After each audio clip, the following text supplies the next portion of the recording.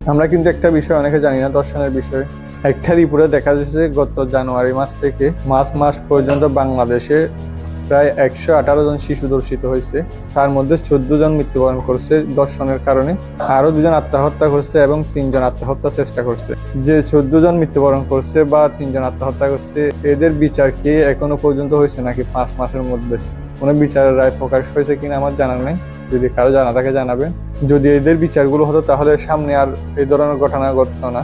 এখন একটা বিষয় প্রচার হওয়ার পর 1 মাসের মধ্যে বিচার কাজ সম্পন্ন করবে, এটা কি আদৌ হবে কিনা এটা আসলে কেউ জানে না। কারণ বাংলাদেশে কোনো একটা বিষয় বেশি প্রচার হয়ে গেলে এটা 10-15 দিন এরকমই চলতে থাকে, এটা সবাই জানে। 10-15 দিন পরে এগুলো আপনি বন্ধ হয়ে যায়। আর বিচার নিয়ে অনেকে বলতেছে যে মানে জনসম্মুখে বিচার সম্পন্ন করলে মধ্যযুগীয় কায়দা হয়ে যাবে। আসলে এটা কেন বলতেছে জানি না।